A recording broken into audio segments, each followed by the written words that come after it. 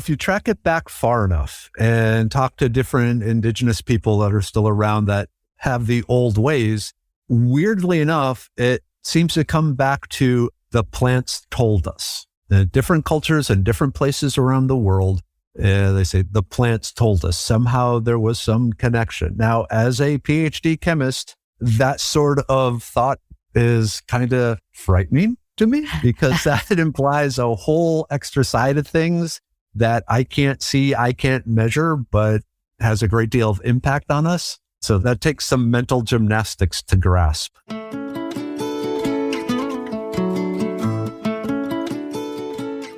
From the Weston A. Price Foundation, welcome to the Wise Traditions podcast for wise traditions in food, farming, and the healing arts.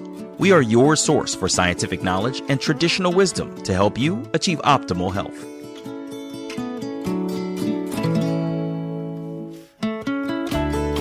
Hey, Hilda here. Jewelweed, which often grows near poison ivy, is able to extract from your body the oils from poison ivy and help you heal. Who figured this out and how? And what other plants right around us can help promote healing? This is episode 334, and our guest today is Mark Merriwether Vorderbruggen. Mark has an MS in medicinal chemistry and a PhD in physical organic chemistry. He is a forager and an expert on wild, edible, and medicinal plants, and he is the founder of Medicine Man Plant Co. Today, Mark reminds us of the healing benefits of many plants that we may have overlooked, from the immune system-supporting elderberry plant to the cancer-protective properties of prickly pear to a plant called Heals All. He highlights milk thistle, mushrooms, and many more today, all in the context of a profound respect for nature and the ancient cultures who literally listened to the plants and learned what they can do.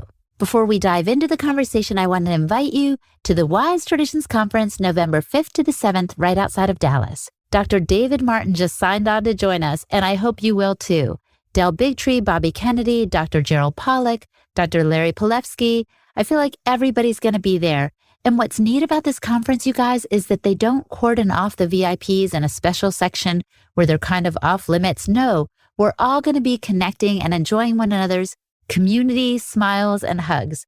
Not to mention that the food is amazing. So go to wisetraditions.org and register today. I hope to see you there. And cold plunge tubs.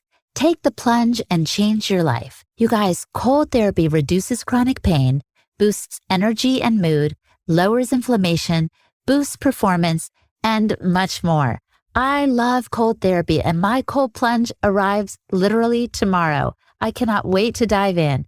And the revolutionary cold plunge tub uses powerful cooling, filtration, and sanitation to give you cold, clean water whenever you want it, making it far superior to an ice bath or chest freezer. The plunge is safe for indoor or outdoor use, and installation is truly plug and plunge. You fill the plunge up with a hose, turn it on, set your temperature, and you're all set. You can also turn it into a hot tub if you're not particularly fond of cold water. So go to thecoldplunge.com and order yours today and use the code WISE for $111 off. Again, that's thecoldplunge.com and the code WISE for $111 off. This is Holistic Hilda, and you're listening to Wise Traditions. Welcome to Wise Traditions, Mark. Hey, thank you for having me. Tell us one of your early forays into plant healing. Sure. This one's kind of embarrassing, but I have two daughters. Both of them were in ballet. One still is. And if you've ever seen the feet of a ballerina, they are pretty chopped up from the dancing. Yes. So in my infinite dad and herbalist wisdom, I thought I can help here and made up a medicated lotion using dandelion root and comfrey and some other skin healing things, plantain, and was applying it to their feet. Well, it turned out that was the wrong thing to do because they actually need that damage to build up the calluses. So my wife corrected me on. Well, what made you even know that you could look to some of these natural plant remedies to help something that was gone wrong on the body? That's always kind of an awkward question because it's more, when didn't I know? I grew up learning these things. My mom, my dad are big into outdoors and all the plants. And we grew up in a small town, and every day we were going for a walk in the woods around the town, and Mom would point out Grandma would use this plant for that and that plant for this and things like that. So it's just something I grew up doing. Oh, but most of us haven't. Why do you think we're so far removed from the idea that plants can be used for medicine? I blame television. No, simply it is this thing that everyone just sits down and watches, and they're no longer interacting with the environment. They're passively being entertained rather than, frankly, struggling for survival. The fact that you have time to be passively entertained is kind of nice. So that wasn't always the way, because both my parents were children of the Great Depression, and one of the ways they got through that terrible time was through knowledge of the edible and medicinal plants around them. But before television, like seriously, how did we as a culture lose the knowledge to know which plants can heal? Okay, this is going to sound kind of funny, but just a little background on me first. So I have a master's in medicinal chemistry and a PhD in physical organic chemistry. I'm a chemist. I blame chemists. What? Back in 1861, approximately, they came up with a compound called chloral hydrate, which turned out to be a very, very, very potent sedative and was one of the early anesthetics. And at that time, there was this belief that science can conquer nature. And so they said, well, if we can make this molecule, we can make all sorts of other beneficial molecules, and away they went. Whether they were successful or not, in some cases, they were wildly successful, amazingly successful. Other places, maybe not so much. Can you mention some of the ones in which they were successful and the ones in which they weren't as much? So traditional medicine, plant-based medicine, a lot of those deal with what I refer to as the lifestyle issues, and relatively, the effects of aging or occasionally infections, things like that, not deeper seated type issues. In one case, cancers. Now, there are some anti-cancer medications, taken from plants, but when it comes to actually fighting cancer, a lot of times chemotherapy, they're harsh, they're poisons designed to try and kill the cancer cells before they kill the healthy cells, but there's been some success there. Probably the greatest success, though, would be insulin and to help the diabetics. But you know what's crossing my mind right now, Mark, is what if the cause of our disease is actually that we are disconnected from our environment? And there is the secret. Yes, a lot of it comes from that. There's a genetic component. Some people are just destined to have certain effects like multiple sclerosis or something like that, where it's truly a genetic disease, and some cancers. But in like the case of the cancers, a lot of them, you may be susceptible to it, but some sort of industrial or environmental toxin triggered it, or lack of certain things in the diets. Mm-hmm. And our show is called Wise Traditions. We focus a lot on the wisdom of our ancestors. It seems to me they were absolutely connected to their environment to the degree that they knew which plants had healing properties and which did not. Where do you think they got that knowledge from? So if you track it back far enough and talk to different indigenous people that are still around that have the old ways, weirdly enough, it seems to come back to the plants told us. In different cultures and different places around the world, they say the plants told us. Somehow there was some connection. Now, as a PhD chemist, that sort of thought is kind of frightening to me, because that implies a whole extra side of things that I can't see, I can't measure, but has a great deal of impact on us. So that takes some mental gymnastics to grasp. And yet I feel like on your journey, and you'll have to tell us if this is true or not, you've learned to cultivate that kind of intuitive side of understanding nature more than just the scientific side. Honestly, I would say I approach it from the science side. And looking at the molecules inside the plants themselves. I tell people, remember, plants can't run, so they have to fight. And a fight is through production of different, a very rich chemistry to protect them against, infections and bacteria and herbivores, things like that. And so as far as chemical plants, no pun intended, plants are amazing. So it's hard to see that. Yeah.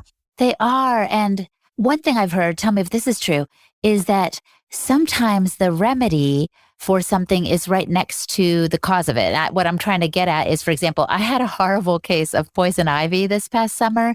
And some people said that a certain plant grows right near the ivy that can actually help heal you from that. Have you noticed that as you've studied nature? So in your case, you're talking about jewelweed. Yes. So jewelweed is actually shown to be able to extract the oils from the poison ivy from your skin, which is very difficult to do. But by extracting, keeping the oils from burrowing into your skin, they prevent the infection, it's an allergic reaction, actually. Isn't that interesting? In the case of everything else, not so much. It'd be nice if it were that way. But on the other hand, there's such a rich diversity of plants and plant chemistry around. It may be possible. It may be the case. We just haven't identified the particular things. I wouldn't be surprised if there weren't more of it in nature that we just hadn't found yet.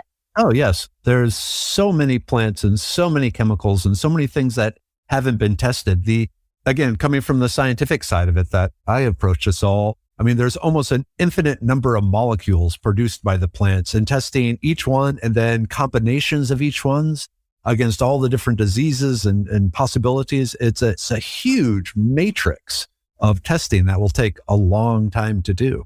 What's one of your favorite plants that you've done some of the testing on that you're like, every time I look at this one, I'm like, what? I'm fascinated. Brunella vulgaris, self-heal, also known as heals all. Absolutely amazing. There's scientific proof on it being anti-cancer and antiviral and antibacterial and antifungal and speeding up the healing of wounds. It truly is this heals all. This plant was found all around the world, and everywhere it grows, it became one of the primary medicinal plants of the cultures in that area. And why have I never heard of it before? That's a good question. Why isn't this well known by everybody, actually? Now that's a good question. And what's the saying in Latin? Basically, who benefits? And if you want to know why something is or is not, you got to ask yourself, who benefits from this knowledge, either bringing the knowledge out or keeping it in? Yeah, that's worth pondering. That's why I was quiet for a second. It really is. And so you seem to be passionate about not only acquiring this knowledge, but imparting it to others. Is that right? Yes, most definitely. I tell people I'm the luckiest person you will ever meet because I know exactly why I was put on the earth. Many people spend their whole life looking for a purpose. My purpose is to reconnect people to the miracles around them, these powers and these nutritional values and these medicines that are all around them that they walk past every day and don't know about. So do you think I've walked past that plant you mentioned earlier, that heals all plant? Possibly. Let's see, you're based out in California? Yeah. No, I'm in DC. Oh, then definitely. Well, maybe. It grows there. But in the city itself, it prefers more of woodland border area. I kind of do too, so I can relate to that plant. But Mark, what I'd like to do, since we're talking about different plants, and I'm going to ask you about a few more in a moment, is maybe include some pictures of the plants so folks can learn to identify them, because that's one way in which we can share the knowledge, right? Yes, most definitely. If you will permit me, I would like to say a word about the website, DubDubForagingTexas.com, my website that I started back in 2008 that became, frankly, one of the top foraging websites in the nation. And even though it says Texas in the name, currently there are over 200 plants, each with a Texas map and a North American map of where they're found. Because frankly, plants don't follow political borders. They go wherever they feel they can grow. And so most of these plants are found all across North America. It's more about the particular ecosystem than the state. Of course, they don't understand the borders and stuff. So you mentioned this plant. What's its name again? I'm going to see if I can get it right. The self-heal, also known as heals all, Prunella vulgaris. Prunella vulgaris. Okay, that sounds like a professor I used to have. No, I'm just kidding. Prunella vulgaris. Okay, so that was one plant that sounds amazing and fascinating. Tell us about a couple of others that have captured your attention. Elderberry. Absolutely fascinating, especially in our current situation. So elderberry, it supports both the innate and the active forms of the immune system, and also even gets involved in actually blocking the viruses from entering and hijacking the cellular machinery. So it's amazingly potent. Now, if you have an autoimmune disease, it can actually make that worse, because one of the things it does do is increase the voracity of the killer T white blood cells, how many are released and how active they are. But it's absolutely an amazing plant. I have heard of that one. I've heard a lot of people making kind of an elderberry syrup that they'll take at the first hint of a cold or sickness, especially during the colder months. Correct. But it also works prophylactically as a preventative. Really? Oh, yeah. Wow, I didn't know that. Do you take it? Yes, every day. But there are so many medicinal plants, you can't take all of them at once, or do you? I take a lot of them, actually. And, through the Medicine Man Plant Co., take quite a few from there in the different capsulated forms, and also in the forms of tea. My morning coffee, I have a big blend of stuff I throw in addition to the coffee grounds. Okay, so elderberry, Brunella vulgaris. Tell us about another one.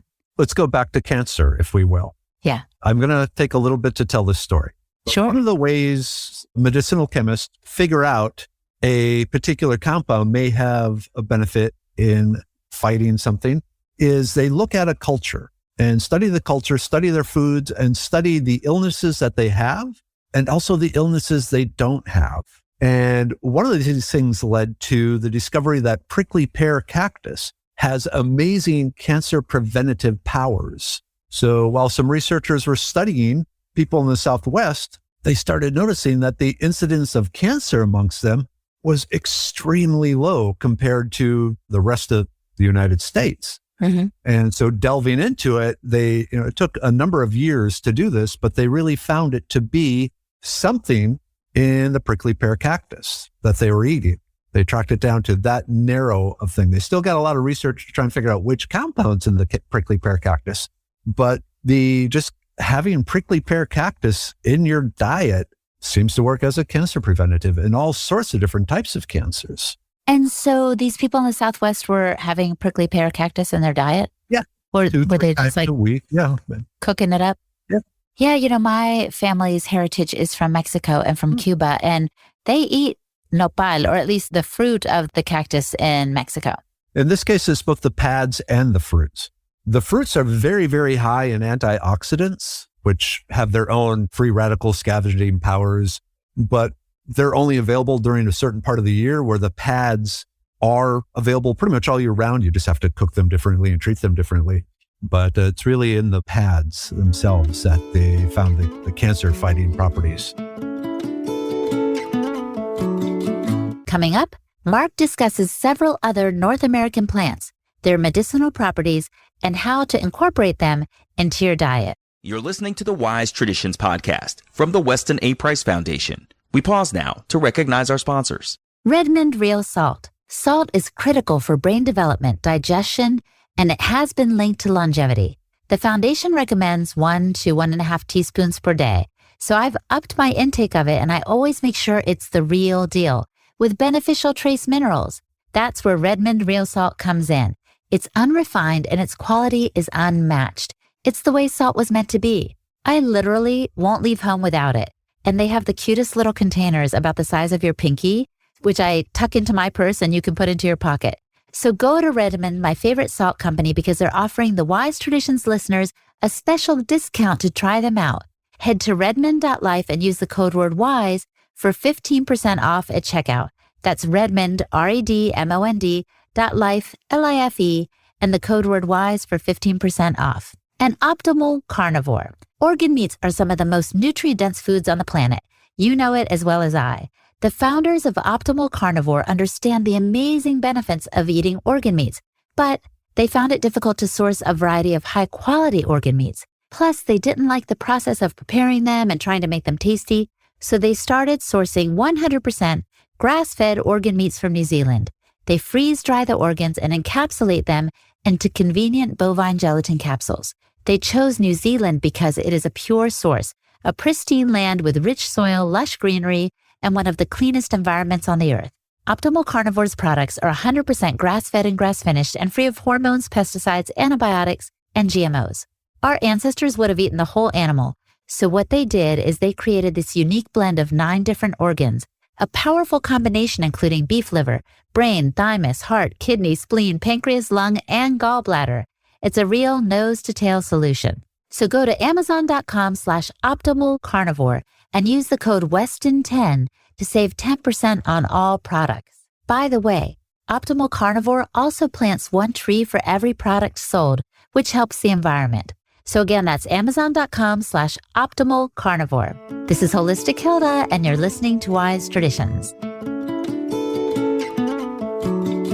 As you impart this knowledge, I bet people are like, tell me more, right? Because that's where I am right now. I'm like, wow, I didn't know plants could do all this. But I also do know this.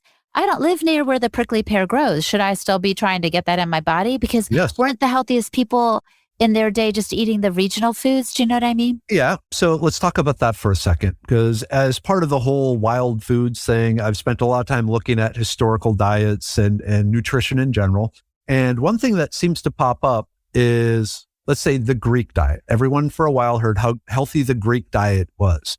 It was great if you were Greek. Same with the Japanese diet. That was great if you were Japanese. There is an evolutionary aspect to it. At the same time, there's been so much blending of the races again with globalization. If you go down into Brazil, there's what they call the Pardo people, which are a mix of Indian and Spanish and black and white and Asian and all these things. And they're actually kind of believed to be what the human race will eventually become again, just this big blending. But because we've blended our genetics so much, the regional diets have actually been kind of weakened, and it's worthwhile stretching your diet into other ethnicities. It's a hard word to say, to include things that may actually help your body more than you think it will. Oh, wow. That's fascinating. It's the opposite of what I've heard from Dr. Jack Kruse and others who say the food we eat, the plants, everything is actually light information. And so you kind of want what I think he calls an evolutionary match, not an evolutionary mismatch. So he really emphasizes eating what is local to your area. Yeah. And seasonally. Again, that depends. Are you local to your area? Good point. Really good point, because I'm not. Are there any plants that you think, okay, these are like medicinal healing plants 101 that everybody should be familiar with? Do you have some of those in your arsenal that you recommend for people? Oh, wow. I'm frantically trying to narrow it down. So goldenrod. Goldenrod is a very common flower that appears all over North America. Its leaves and flowers are very medicinal. What's great about it is you can harvest the leaves during the summer. You just snip off the top of the plant and it will put up more shoots. The leaves and flowers are a strong antibiotic. They make a good tasting tea, but they also help with a lot of allergy symptoms, which more and more people seem to have. And then they also are a good circulatory rebuilder. As you age, your circulatory system and basically all the tissues that hold fluid, the circulatory system, the lymph system, the urinary tract, other parts of the bodies, they can become kind of leaky. Mm-hmm. And so there are compounds in the goldenrod that help kind of knit it together. A great example of leaky tissue would be varicose veins. Oh, is that what that comes from? Yeah. So the pressure needed to force the blood through your circulatory system exceeds the holding ability of the vessels in certain areas. It's because they've weakened and become leaky. So more blood leaks out than it's supposed to and collects all around the veins. That is fascinating. Do you have another example of something leaky in the body as one ages? Okay. Maybe that was a bad question. Well, no. So we'll see. Maybe we can cut this out if you. So erectile dysfunction. Oh. And so if you think of the name goldenrod. Well, I was at the beach recently and I think I spotted some goldenrod. Does it grow near the ocean? It grows. There are a lot of different varieties and it grows all over. But the key thing in the fall is that pyramid of small gold yellow flowers at the top. Yeah. Mm-hmm. And usually grows in clusters because it does grow from runners and seeds. So you'll have a mess of them connected all together. What else should we include as a part of our basic plant knowledge that would be helpful and healing? mushrooms, the medicinal mushrooms, which often overlap with the edible mushrooms like shiitake, lion's mane mushrooms. All these are usually available at farmers markets, but the lion's mane is amazing. The mushroom itself tastes like lobster when you saute it up in some butter. Uh-huh. But on the medicinal side, science has shown that it actually helps increase the number of neural connections in your brain. It stimulates the growth of the neurons, so you get a better connected brain to itself. And Well, we could all use that. What's another one, Mark? Milk thistle. This is a common weed found, again, all around North America. It's kind of an interesting plant because it's a big thistle. It looks kind of mean, but the leaves have this really cool milk-like pattern in the veins. The seeds contain a compound called silmarillion that is, if you eat a poisonous mushroom, often the poisonous mushroom, it attacks your liver and starts destroying liver cells. And your goal is to either try and somehow protect your liver until we can flush this out, or they'd replace your liver, depending on how far the damage goes. The one Western medicine, the one pharmaceutical medicine they have is this extract from the milk thistle, because it has been shown to protect and rebuild liver cells. So in the case of a mushroom poisoning, what they give you is the milk thistle seed extract. How frequent do people get poisoned by mushrooms? How frequently? It seems to go in waves. So it used to be traditionally the most likely person to suffer mushroom poisoning was an immigrant from elsewhere coming to the United States or North America, seeing a mushroom thinking, oh, this is the mushroom I ate back in my old land, and surprise, it's not. But now as the internet gives people fake mastery of a subject, it's become another issue again. Well, and so that brings us back to something we were saying at the top of our conversation. The more we understand nature, the more we can understand ourselves and the world around us. Do you agree with that? And if so, please elaborate. Yes. Here's a couple of concepts to think about. Well, one concept in general. Nature is lazy.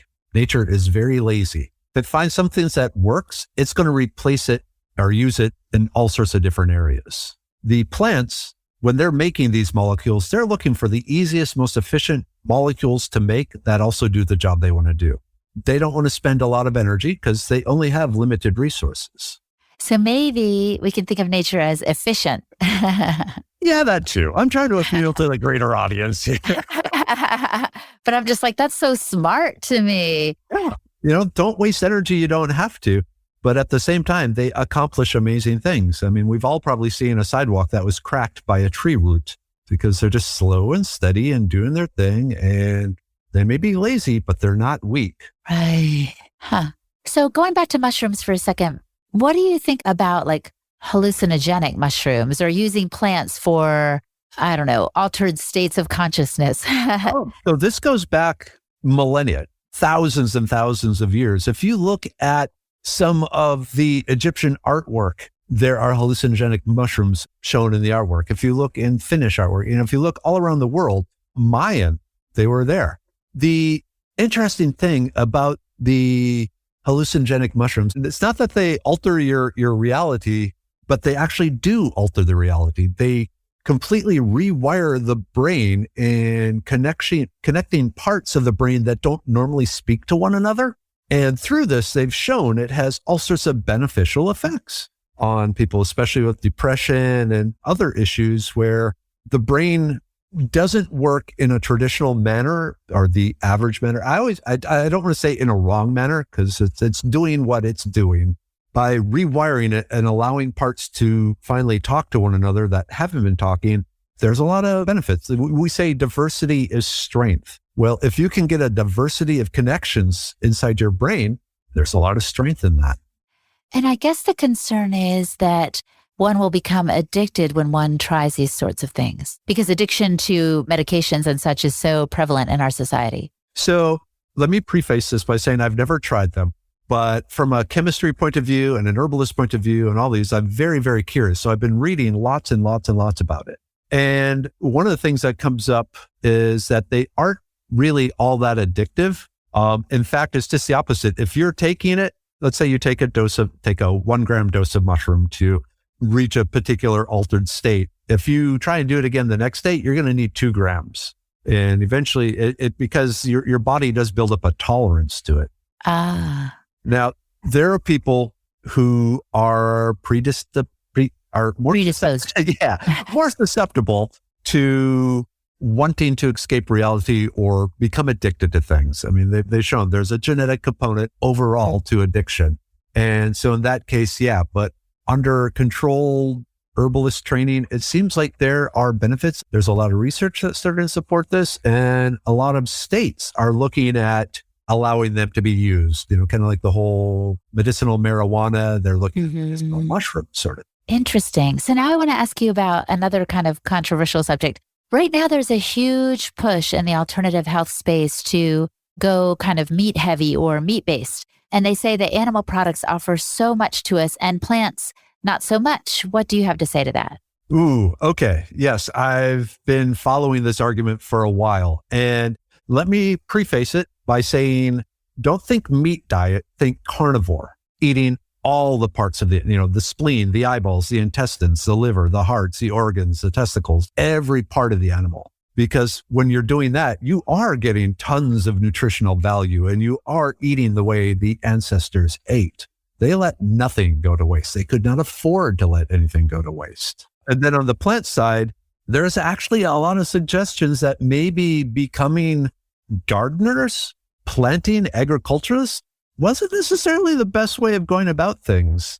That by increasing the wheat, they show like the bacteria found in our mouth matches bacteria found in the rats and mice that used to eat the grain, the bacteria that causes the cavities and so forth. If you look at the indigenous cultures from even around now that don't get a lot of the processed food or don't have any of the processed food, they have beautiful teeth, absolutely amazing teeth, because they're not building up all the toxins in their mouth that come from things.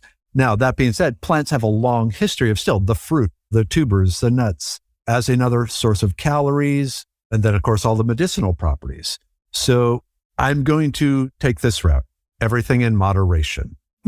They're good to everything, but going too far in one way closes the door on benefits of the other. So I will never talk about the benefits of a vegan diet. I'll never talk about the benefits of a purely carnivore diet.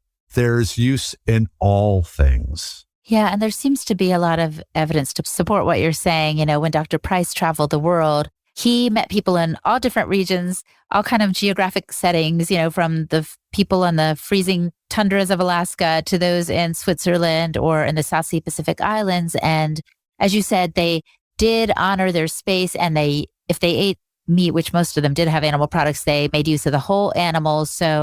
But they also had a very diverse diet in terms of the vegetation and the produce that they were eating. So what you're saying makes a lot of sense to me too. Yeah. We ate everything. If you look at the species on the planet, nothing has as big a diet as we do, from the fruits of the jungle down to, mollusks picked off 50 feet from the bottom of the ocean floor. Well, maybe this is why we're sick also. Here's another little theory.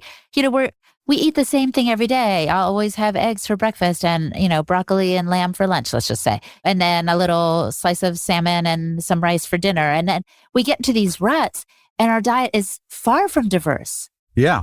And if you think back again, evolutionary seasons, as the seasons changed, different things were available to us, and especially as we hunted gathered, we were kind of wandering around. Diversity, again, you get different nutrients, you get different, even the calories themselves, protein and starches and fats and all these sort of things, they all work together. And I'm wondering, I think we also just hunger for diversity. And if you think about people who get like prepackaged meal plans because they want to lose weight or something, some people say, well, they just get bored, but it's probably their body saying, don't keep giving me the same thing over and over again. I've got to bust out of this, right? Oh, yeah. So there's been an interesting effect on people lost at sea. Usually they have some fishing kit, they're catching fish, and for a while they're just eating the meat from a fish. And then at some point, like a switch is flipped in their brain and they look at the fish eyeballs and go, those look delicious. And the skin and the organs, they suddenly, instead of being disgusted by them, their brain is telling them, oh, that looks awesome. You should eat that. And I think that's the same thing happening with the people that are eating the same thing day after day, that at some point the body says, you know what? I need some other nutrients, and they're found in that. Eat that now. Okay, so I want to just go back to what you were saying about your own calling, Mark, to explore plant life, explore nature, and explain to others and teach them about medicinal plants and edible plants. We'll definitely check out your foraging site. Do you think there's a sense in which we can all grow in this area as well and end up becoming kind of like medicine men ourselves? Yes. So back in 2008 is when I started the Foraging Texas thing. Before that, I had a website devoted to hiking and camping in Texas, but the post that really got people interested is when I mentioned some of the plants I found. It seems in the 12 years since then, almost like everyone is curious about the plants around them. Like there's some subconscious caveman part of them that's constantly scanning the environment and going, can I eat that? Can I eat that? Can I eat that? Will that help me with something? It's almost like I said, genetic in us. I've never encountered anyone that says, I'm not interested in that. That's boring. And so it's what we are at the most basic level. We are constantly scanning our environment for the things that can either help us or hurt us. And plants being such a huge part of our environment, our brain is seeking those out too. Yeah. Our brain or our heart, right? Because I'm thinking about that fisherman, maybe it's just some kind of inner tug, inner pull that's saying to you, try this, check this out. This could be good. And maybe it's partially also a quest for adventure. We're tired of the same old, and literally fatigued by it. That could be a big point. Humans crave novelty. They do get bored after a time. And so no matter how much entertainment they watch on TV, right? Yep. As good as a pizza is, eventually you look for something else, some sushi or something like that. That's right. Well, Mark, we're coming to a close now. I want to ask you the question I often pose at the end. If the listener could do one thing to improve their health, what would you recommend that they do? You might have heard the saying, let food be thy medicine. I stretch it out to let gathering food be thy medicine. Walk around, interact with nature. There's so many benefits for your brain by being stimulated by all the sensory input from nature. Walking on uneven ground has shown to improve balance and core strength, which helps you especially later on in life. And then just talking with your neighbors as you pick the weeds from their yards, there's a social aspect. So go out, walk around, talk to people, interact with nature, and get your benefits from it. Will do. Thank you so much for your time, Mark. We really appreciate it. Okay, my pleasure. Our guest today was Mark Merriwether Vorderbruggen. You can visit his website for more resources and information at medicinemanplantco.com. And I'm Hilda Labrada-Gore, the host and producer of this podcast for the Wise Traditions Family, the Weston A. Price Foundation. You can find me at holistichilda.com. And for the transcript for this podcast episode, just visit our website, westonaprice.org, and click on the podcast page. And now for a review from Apple Podcasts.